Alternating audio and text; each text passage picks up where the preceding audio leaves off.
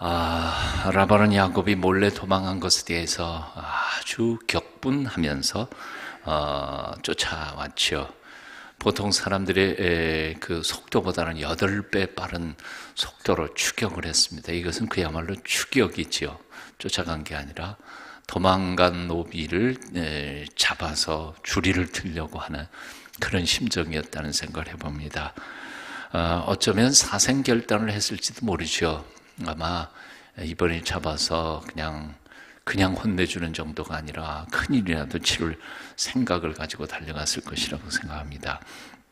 마지막 순간에도 그 분을 참지 못하고 오늘 본문 43절에 보면 이렇게 말씀하죠. 여러분 43절 같이 읽어보실까요?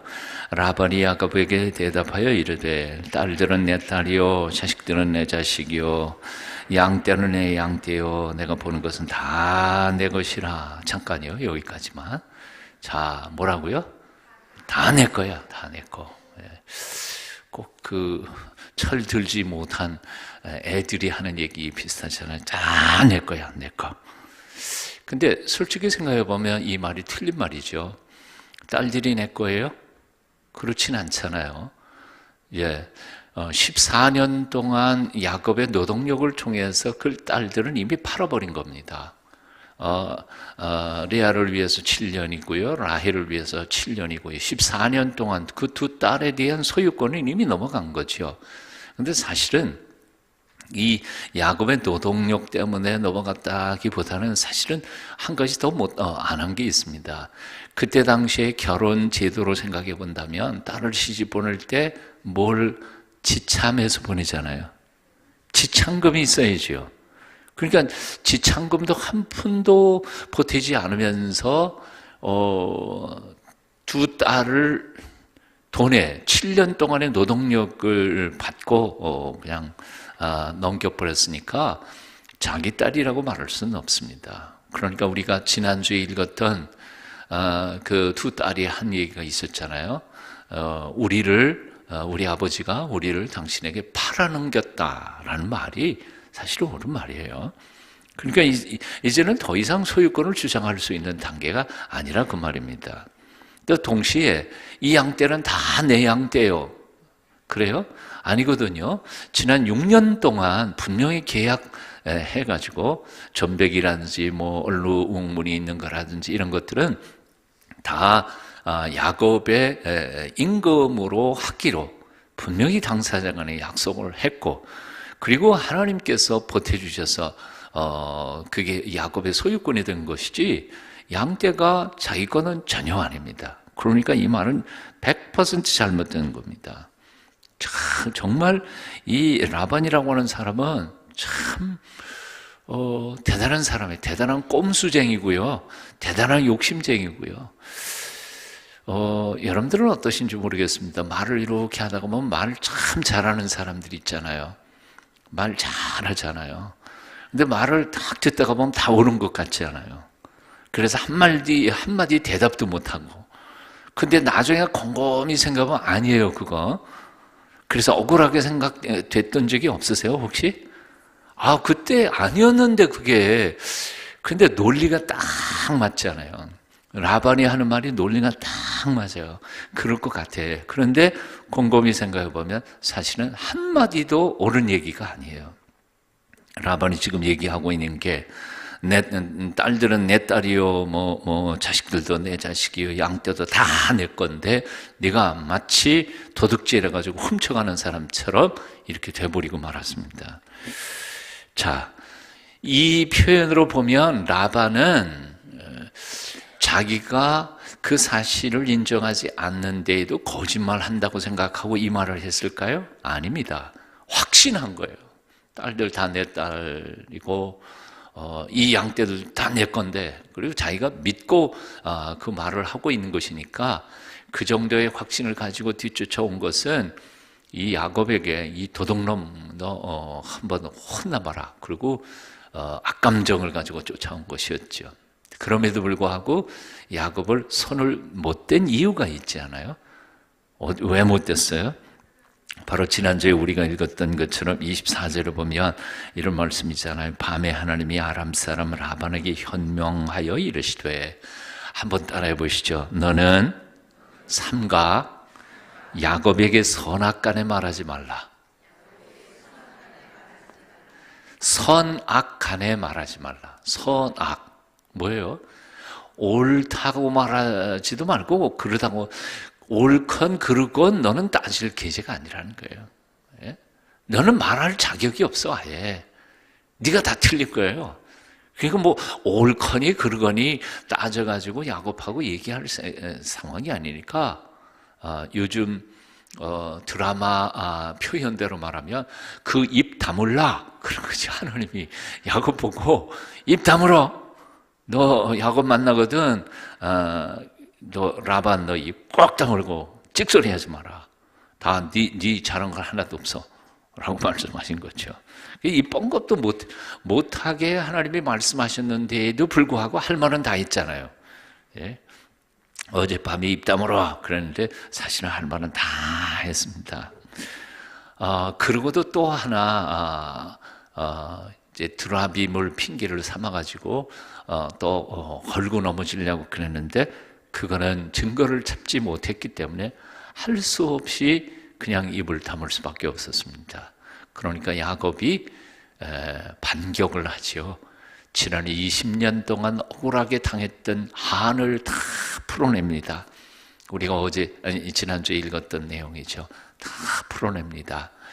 여러분, 20년 한이 풀리면 몇 시간을 이야기해야 될까요?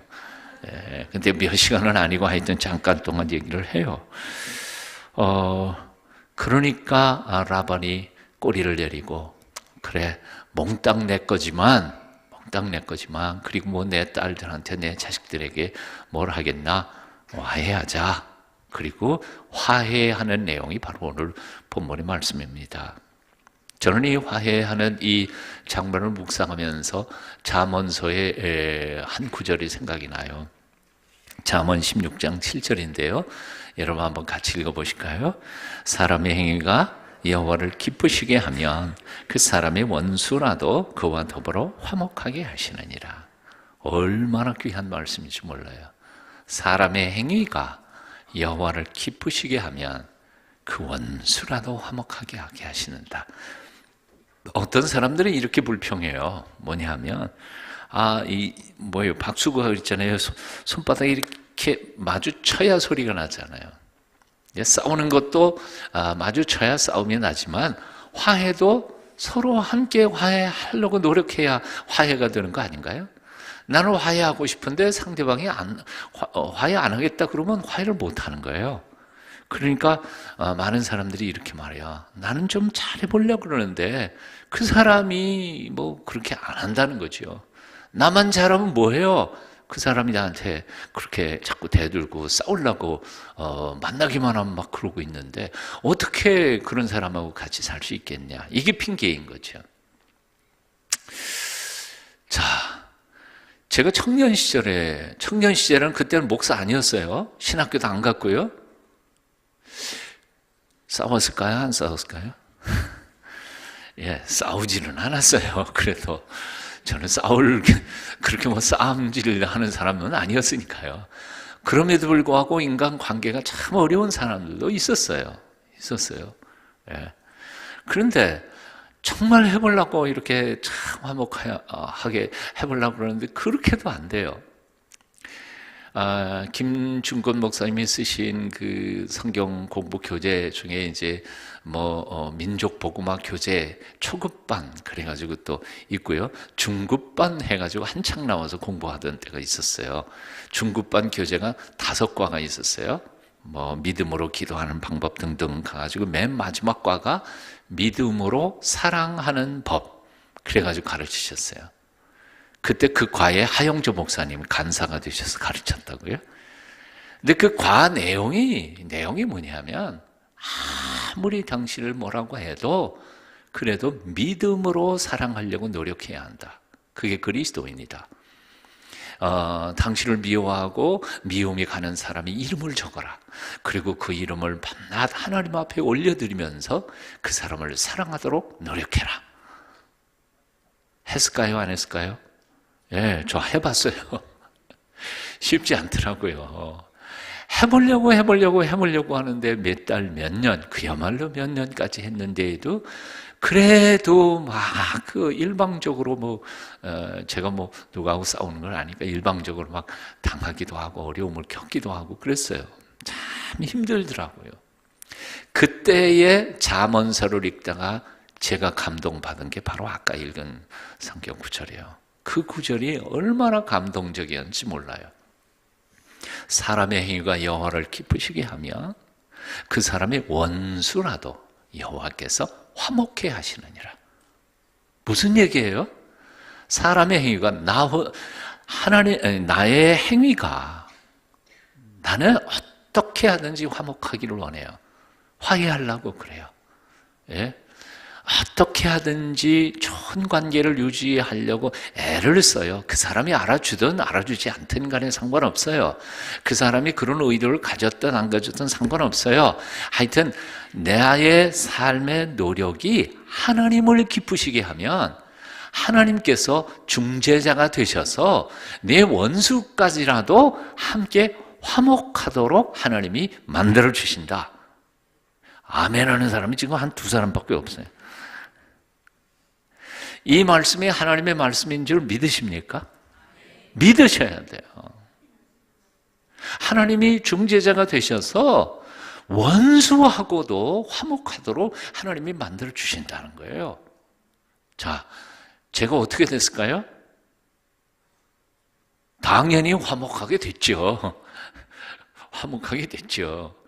예. 그때 한창 어려웠을 때는요, 정말 새벽기도 가가지고 그 이름을 놓고 하나님 앞에 올려드리면서 하나님 사랑하게 해주세요. 사랑합니다. 믿습니다. 그리고 눈 뜨기 전까지는 정말 사랑할 것 같아요. 사랑이 막 가요. 근데 눈 뜨고 그 사람 보는 순간 아니야. 그 사람이 팽 돌아가는데 나도 팽 돌아갈 수밖에 없겠더라고요. 내가 이렇게 사랑합니다. 하려고 그러면 그 사람도 조금은 이렇게 표정이 좀 나야 될 거 아니에요? 쌩 하는데 나도, 난 뭐야. 그런데 그게 정말이요. 하나님이 주시는 거예요. 야곱이라는 사람은 외삼촌 하나 사랑하려고 몇 년 걸렸어요? 20년 걸렸어요. 20년. 외삼촌하고 화해하는 게 20년 걸렸어요. 쉬운 일 아니었어요. 하나님이 중재자가 되신 거죠. 여러분들이 지금 누구와 인간관계가 어렵고 힘들다 할지라도 일방적으로라도 화해하기를, 화목하기를 갈망하며 하나님 앞에 나의 삶의 행위를 아름답게 가도록 노력해 보십시오. 하나님께서는 원수까지라도 화목해 하시는 분이신데 믿음의 형제 자매들에게 왜 관계를 회복시켜 주시지 않으시겠느냐 그 말이에요. 하나님께서 해주십니다. 어떻게 해요? 안 되면 하나님이 그 사람에게 입 다물라 그래놓고 이렇게 하시는 분이시잖아요. 라반 보고 입 다물라 그래놓고 억지로 화목시킨 거죠. 그렇게라도 하나님 하실 수 있는 분이에요. 하나님이 전능하시니까요. 자, 2016년 이 한 해 동안에는 정말 여러분 모든 사람, 그동안의 관계가 별로 좋아지지 않았던, 관계가 어그러졌던 사람들과의 관계도 화목해 되는 놀라운 축복의 한 해로 보내실 수 있게 되기를 축원합니다. 사실 행복이 어디 있어요? 행복이 돈 많은 데 있나요? 아니에요. 네? 돈 많으면 행복할 것 같은데요. 돈 많으면 편리해요. 재미있기도 하고요. 하지만 돈 많다고 행복해지는 건 아니에요. 진정한 행복은 어디에서 나오는 줄 아세요? 그건 관계에서 와요. 예? 집안에 있는 식구끼리 좋은 관계, 그리고 형제자매들끼리 좋은 관계, 예배당에 오면 나 반겨주고 사랑하는 사람들, 옆에 있는 사람들이 있을 때 행복해지는 거지, 진정한 행복은 관계에서 와요. 관계가 어그러지면 세상 모든 것을 다 소유했어도 전혀 행복해지지 않아요. 올 한 해 동안에는 여러분, 인간관계 만나는 모든 사람들에게서 여러분의 얼굴이 행복해지셨으면 좋겠습니다. 노력해야 합니다. 노력해야 돼요.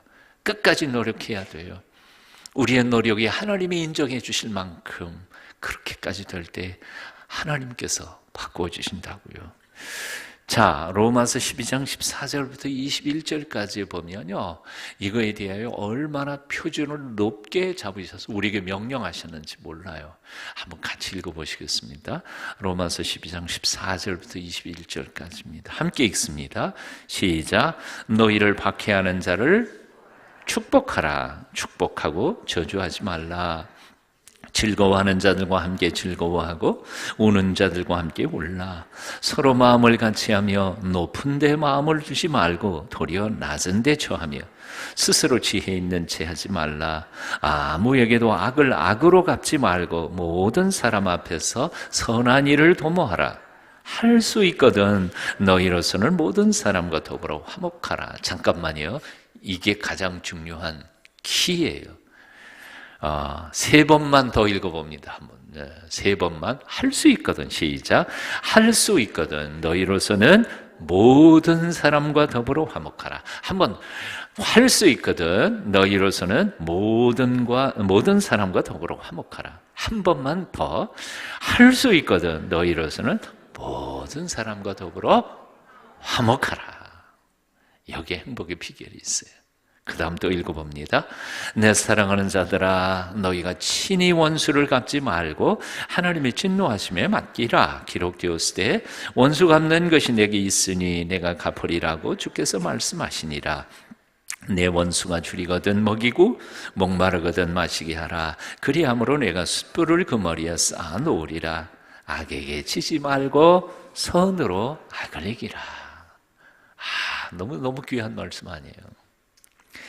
20년 동안 하란에서의 고생, 야곱, 사실은 하나님께서 영성훈련을 빡시게 시키신 거라고 생각해요. 야곱은 20년 동안 가깝게 생각하면 외삼촌이자 장인어른 아니에요. 근데 멀리 생각하면 악덕 주인이죠. 그런데 그 외삼촌이자 장인 어른과의 관계가 별로 행복하지 못했어요. 20년 동안 그 관계 훈련을 시킨 거죠. 근데 훈련 마치고 이 20년 떠나면서 화목하고 화해하는 과정이 바로 이것인데, 저는 이 문제에 대한 졸업식이라고 생각해요. 야곱은요, 이후에 성경 본문 이후에 관계에 있어서 어려움을 그렇게 문제를 일으키지는 않습니다. 참 20년 동안 훈련을 한 거예요. 여러분 정말 남은 인생에 행복하기를 원하신다면 정말 관계 훈련을 제대로 받으시고 앞으로 세상을 떠나시는 마지막 순간까지 관계에서만큼은 행복해지는 사람들이 되셨으면 좋겠습니다. 장수하는 사람들이 누군지 아세요? 부모님하고 관계가 좋은 사람이 장수한다 그러지 않아요. 예? 장수 오래 살아요. 부모님하고 등지고 사는 사람이 행복하게 살 수 있겠어요? 그럴 수는 없지 않아요. 자, 이제 질문 하나만 할게요. 누가 여러분을 상처 줍니까? 누가 이렇게 여러분에게 저 껄끄러운 관계를 형성하고 아프게 살아갑니까? 먼 사람입니까? 가까운 사람입니까? 어떻게 그렇게 정답을 잘 아세요? 사실요, 먼 사람은 나에게 상처 안 줘요. 예? 저기 소련 사람 때문에 여러분이 상처받은 적 있으세요? 한 번도 없어요. 영국 사람이 여러분 상처 줬어요? 일본 사람은요? 조금 상처받는 것 같아요. 그러면 독도 때문에 말이에요. 이 시장 바닥에 나가도 나 모르는 사람들은 나에게 상처 안 줘요. 뭐 받을 일도 없고요. 뭐라고 좀 해도 그렇다고 그냥 뭐 그렇게 상처받을 것도 아니에요. 그냥 싹 무시하고 그냥 가면 되는 거니까. 누구에게 상처받느냐 하면 바로 자식은 부모님에게 상처받고요. 부모는 자식에게 상처받아요. 가장 상처받는 관계는 남편과 아내예요. 예? 또 교회 안에 성도들끼리 상처를 주고받아요. 왜요? 가까우니까요. 그리 늘 만나니까요. 그러니까 정말 행복해질 수 있는 비결은 뭐냐 하면 가까운 사람에게 늘 용서하고 사랑하고 참아주는 것을 배우는 것 이상으로 인생을 행복하게 사는 비결은 없다는 거예요. 부부가 정말 행복하기를 원한다면 양보하는 법을 배워야 합니다. 참는 법을 배워야 합니다. 기다리는 법을 배워야 합니다. 말 잘하는, 지혜롭게 말하는 법을 배워야 합니다. 올 한 해 정말 여러분의 가정이 화목한 가정이 되기를 원한다면 용서하는 법을 배워야 합니다. 세상에 실수 안 하는 사람 없잖아요. 그렇잖아요? 그러니까 아내는 남편을 용서할 수 있어야 하고 남편은 아내를 용서할 수 있어야 해요. 부모님은 자식을 용서할 수 있어야 하고 자식도 부모님의 잘못, 실수, 부모라고 실수 안 하나요? 부모님의 잘못을 용서할 수 있어야 돼요. 사랑이란 용서의 밭 위에서 세워지는 꽃이에요. 용서할 줄 모르면서도 사랑한다? 그건 거짓말이에요. 사랑한다는 것은 용서한다는 거예요. 자, 그래서 올 한 해 동안 여러분의 가정이 행복하고 또 여러분의 신앙생활이 행복하기 위해서 말하는 말 3마디 한번 배워볼게요. 미안해요. 다시요. 진짜 미안해야지. 말만 하면 아니고 미안해요. 고마워요. 사랑해요. 이 3마디만 하면 돼요. 이 3마디만. 다시요. 미안해요. 고마워요. 사랑해요. 옆에 있는 사람한테, 옆에 있는 사람 진짜 미안해.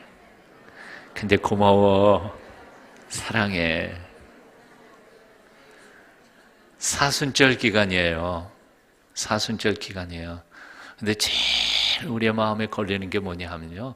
제일 가까운 것 같으면서 제일 먼 주님과의 관계 아닐까요? 그래서 주님, 예수님하고도 마찬가지라고 생각해요. 주님, 미안해요. 죄송해요. 주님, 고마워요. 주님, 사랑합니다. 사순절 40일 기간 동안에 이 3마디라도 진심 어리게 기도 속에서 고백할 수 있다면 우리 속사람 많이 은혜 받을 수 있을 줄로 믿습니다. 한번 따라해봐요. 주님, 죄송해요. 주님, 고마워요. 주님, 사랑해요. 아멘. 자, 오늘 본문을 묵상하다가 보면 야곱과 라반이 돌무더기, 돌기둥을 세웠습니다. 45절부터 47절까지입니다. 함께 읽습니다. 시작. 이에 야곱이 돌을 가져다가 기둥을 세우고 또 그 형제들에게 돌을 모으라 하니 그들이 돌을 가져다가 무더기를 이루매 무리가 거기 무더기 곁에서 먹고 라반은 그것을 여갈사두다라 불렀고 야곱은 그것을 갈르엣이라 불렀으니. 야곱과 라반이 헤어지면서 돌기둥을 세웠습니다. 돌기둥 세우는 것 부족하니까 아예 돌 무더기를 만들어서 다 무더기 해놓고 그 옆에다 화해의 식사를 함께 합니다. 여러분, 그 친구하고 한바탕 싸우고 난 다음에 그냥 헤어져요? 그럴 수는 없잖아요. 미안하다. 그렇게 말로만 해요? 아니, 대판 싸운다면은 말로만 해가지고는 화해가 됐는지 안 됐는지 모르잖아요. 그래서 믿지 않는 사람들은 뭐 해요? 화해주. 화해하는 술 먹으러 가잖아요. 그래서 뭐 주거니 받거니 뭐 이런 건 섭섭했다. 이건 미안하다. 뭐 그리고 주거니 받거니 하면서 밤 새워가지고 그러다가 이제 없던 걸로 하고 그 다음날 또 히히덕거리고 같이 하는 거죠. 이게 우정이 있죠. 용서할 수 있는 게 우정이고 사랑이니까요. 근데 우리 예수 믿는 사람들은, 술 먹는 사람들은 어제까지 머리가 깨지라고 피투성이로 싸워놓고도 화해주 한잔하고는 그 다음날 언제 그랬냐 하는 것처럼 이렇게 한달을 되는데, 이 예수 믿는 사람들은 말 한두 마디만 딱 등지면 10년, 20년간. 이게 화해주가 없어서 그런가 봐요. 그런데 사실은 성경에는요, 그게 있어요. 바로 레위기서에 나오는 5개의 큰 제사 중에 한 제사, 뭐죠? 화목제라고 하는 게 있죠. 화목제. 화목제 제사는 어떻게 지냅니까? 바로 죄를 지은 죄인이 양이나 뭐 하여튼 제물을 끌고 갑니다. 그러면 제사장이 죄인의 머리와 죄물의 머리에 안수해가지고 죄를 전가하지요. 희생물에게. 그럼 희생을 잡아가지고 고기를 굽든지 뭐 이렇게 요리를 하든지 해서 일부는 하나님께 구워서 바치고, 이 불태워서 바치고, 일부는 그 자리에서 그 죄인이 먹고 하나님의 전에서 이게 먹어요. 그리고 일부는 하나님, 거룩하신 하나님과 죄에 빠진 인간 사이에 중재자 역할을 하고 있는 제사장이 함께 그 자리에서 먹는 거죠. 그러니까 그게 화목제예요. 다 용서했다. 그러니까 마음 편안히 이제부터는 살아라. 그리고 하나님이 용서해 주시는 자리가 바로 화목제라고 하는 제사입니다. 성경이 그렇게 나와 있어요.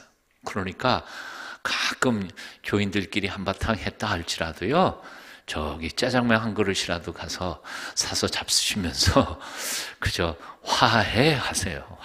화목하고 그냥 잊어버리세요.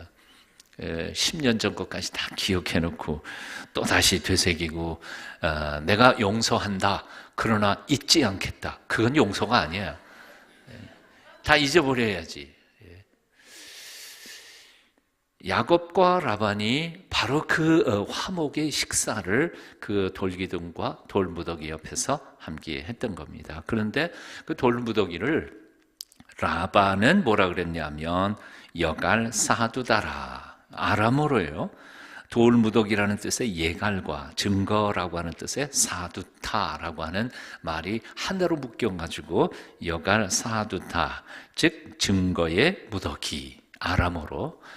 이것은 이제 구약 성경은 히브리어로 기록되어 있잖아요. 근데 히브리어로 기록되어 있는데 몇 구절만, 구약 성경 선지서 중에 몇 구절만 아람어로 된 데가 있습니다. 그런데 이 구약 성경 최초로 창세기에서 처음 아람어 단어 나오는 게 바로 여기가 첫 번째 단어 나오는 것입니다. 이건 아람어입니다. 히브리어가 아니고요. 자, 근데 야곱은 히브리어로 그걸 얘기했습니다. 히브리어로는 무더기라는 뜻이 가리고 증인이라는 뜻이 에드가 합해서 갈레옜이라고 하는 용어를 증인의 무더기라고 하는 뜻으로 불렀습니다. 이 사람이 동네가 틀리니까 하란에 살고 있는 라반 외삼촌은 아람어로 했고, 저희 가나안 땅의 저 고향인 야곱은 히브리어로 친 거예요. 그 똑같은 돌무더기인데 이름은 바꿨습니다. 자, 이 돌무더기를 사이에 두고 그들은 약속한 겁니다. 이 돌무더기가 증거다. 앞으로 우리는 화목한 것이다. 끝낸 것이다. 그리고 이 증거를 삼아서 우리는 더 이상 서로에게 따지지 않기로 하자. 또한 이 돌무더기는 경계선도 의미를 두는 것이죠. 그래서 내가 이 경계를 넘어서 너희 가서 해코지 안 하고, 너도 이 경계를 넘어서 우리한테 해코지 안 한다고 약속하는 겁니다. 근데 사실 이걸 묵상하다가 보면 다른 이제 구약 신학자들의 추석에도 보면 누가 먼저 이걸 제안했을까? 예? 누가 먼저 제안을 했을까요? 넘어가서 해하지 않기로. 예? 예, 성경에는 없어요. 없으니까 이건 상상할 수밖에 없는데, 사실은 누가 먼저 제안했겠어요? 라반이 제안했을 것이다. 왜요? 이제 라반은 지는 해고, 야곱은 뜨는 해니까 사실은 지금 점점 부강해지잖아요, 야곱은. 그리고 야곱이 고향 땅 가가지고 무리가 많아지면 저거 틀림없이 20년 동안 내가 그냥 했던 거 지금은 저렇게 약속을 하지만 나중에 힘이 세진 다음에 와가지고 복수하면 어떻겠나, 그래가지고 아마 약속을 한 거 아닐까. 근데 가만히 생각하면 그것도 그럴듯해요. 여하튼 약속을 했습니다.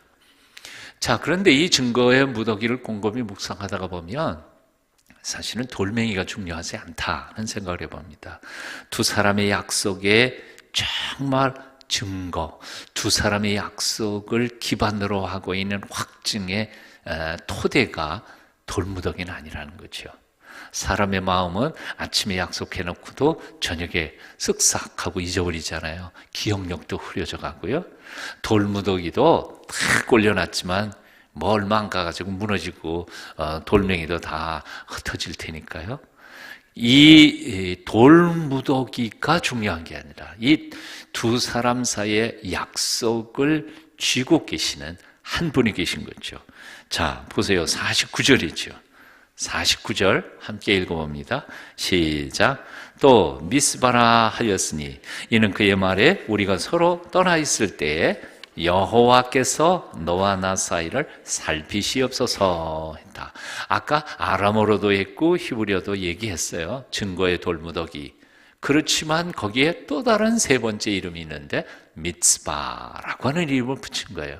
미츠바라고 하는 단어는 아시는 것처럼 차파라고 하는 히브리어 단어를 에서부터 온 단어인데 말하면 파수대, 지켜보는 망대 있잖아요. 그런 뜻이죠. 그러니까 하나님께서 야곱도 라반도 지켜보고 계신다. 그래서 미츠바라고 이름을 세워놓고 하나님이 우리 사이의 증인이 되신다고 생각한 겁니다. 자, 결국 이 두 사람의 약속의 증거는 사실은 돌무더기도 아니고 돌기둥도 아니고 하나님이시라는 거죠. 하나님이 중재자가 되셔서 약속 안 지키는 사람에게 대하여 하나님이 벌 주시기를 원하노라 하는 이런 신앙 고백이 들어가 있는 겁니다. 53절부터 54절 두 절에도 비슷한 내용이 나옵니다. 함께 같이 읽어보실게요. 시작. 아브라함의 하나님, 나홀의 하나님, 그들의 조상의 하나님은 우리 사이에 판단하옵소서 하며 야곱이 그의 아버지 이삭이 경유하는 일을 가리켜 맹세하고 야곱이 또 산에서 제사를 드리고 형제들을 불러 떡을 먹이니 그들이 떡을 먹고 산에서 밤을 지내고. 자, 그렇습니다. 결국 우리 인간의 약속, 인간의 기억은 세월이 지나가면 흐릿해지고요. 아무리 돌 기둥을 세우고 무더기를 만들어도 세월 지나가면서 다 사라져버리지만 그러나 그 약속을 영원토록 기억하시고 그 약속이 약속되게 하시는 분은 하나님이시라는 것이죠. 그래서 우리는 우리의 기억이 흐려져가는 그 순간에도 우리는 하나님과 그리고 사람들에게 맺었던 약속은 끝까지 지켜가기를 애써야 될 줄로 믿습니다. 결혼식장에서 서약했던 거 잊지 마셔야 되는 거예요. 순결의 약속 지켜야 되는 거죠. 그런데 요즘에는 지가 서약해놓고도 그냥 철석까지 약속해놓고 잊어버리는 사람들이 얼마나 많은지 모릅니다. 하나님의 전에서 기름 부어 사역자로, 목사로, 장로로, 권사로, 안수집사로 세워서 교회 일꾼으로 세울 때에 했던 그 서약, 그 서약 지켜야 됩니다. 끝까지 지켜가야 합니다. 자기가 약속해놓고 자기 입으로 그거를 지키지 않는다면 이 사람이 아닌 거죠. 하나님 앞에 부끄럽지 않게 지켜 행하는 우리가 되어야 하겠습니다. 미국의 유학 시절에 보니까 머리 하얀 할아버지 할머님들이 끝까지 성가대 속에서 70, 80 된 할머님들이 찬양을 하는 거 보면 그 처녀 때 10대 때 서약한 것을 그자를 지킨다. 지키고 하는 것들을 보면 얼마나 아름답고 멋있는 모습인지 모르겠습니다. 오늘 찬양대원들은 80대도 그 자리에 꼭 흔들리지 않고 아멘 하시는 분이 없나? 네. 오늘 한우울님 중창단도 80대도 해라 그랬는데 그거를 지켜보고 그때까지 하는지 약속을 지키는지 안 지키는지가 살아남아야 될 텐데 그때까지는 못 살 것 같은 생각이 들어서 젊은 사람들이 여러분들이 좀 약속을 지키는지 안 지키는지 살아봐 주시면 좋겠습니다. 자, 오늘 말씀을 이제 줄여 봅니다. 인생을 살다가 보면 굽이마다 돌 때마다 우리는 삶의 매듭을 짓고 갑니다. 이 매듭이라는 게 참 중요할 것 같아요. 나도 모르는 사이에 매듭을 하나씩 짓고 그 다음 단계로 가고 그 다음 단계로 갑니다. 야곱은 이제 가나안 땅에서 도망쳐 나온 인생을 하란에서 20년 동안 그 혹독한 훈련 속에서 훈련을 받고 이제 외삼촌 라반과 화목의 약속을 딱 하고 떠납니다. 다시는 하란은 가지 않죠. 예? 외삼촌도 만날 일도 없습니다만 여하튼 그렇게 해서 20년이라고 하는 생애를 매듭을 딱 짓고 그 다음 생애로 넘어갑니다. 매듭이라고 하는 것은 정말 중요한 것 같아요. 이 매듭을 잘못 지면요 호르르르하면 옷도 마찬가지잖아요. 요즘 옷이야 뭐 단추가 다 있으니까 그렇지만 옷 이렇게 매듭 짓는 옷들 잘못 이렇게 묶으면 뭐 큰일 나잖아요.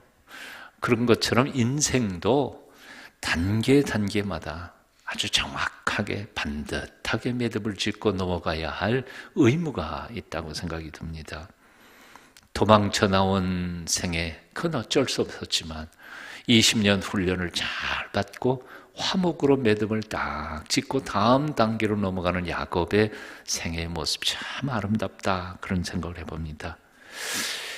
저도 곰곰이 생각해 보니까요 신학교 이제 춘천 사암 청산하고 신학교에 왔다가 그것도 매듭을 꽉 짓고 부산에서 13년 하다가 매듭 딱 짓고 이제 21년째 여기서 이렇게 하다가 아마 7년 후는 또 퇴직의 매듭을 짓고 이런 한복에 이 매다는 이 있잖아요 여기 예 그게 참 아름답더라고요. 매듭을 이렇게 짓고 이렇게 짓고 이렇게 해가지고 나중에 작품 만들어 놓은 거 보면 참 아름답지 않아요. 그래서 저는 이런 생각들을 해봐요. 우리의 인생도 매듭을 정확하게 정확한 때에 곱게 지으면 인생 전체가 아름다운 작품이 되지 않을까 하는 생각을 해봅니다. 여러분은 어떻습니까? 사실 매듭을 짓는다는 것은 굉장히 힘들고 고통스러운 일일 수도 있습니다. 고통과 시련과 아픔들이 곱게 매듭이 지어질 때 그것이 전체에서 보면 아름다운 생애가 될 줄로 압니다. 인내와 수고와 땀방울이 맺어질 때 매듭은 곱게 작품으로 변화되는 줄 압니다.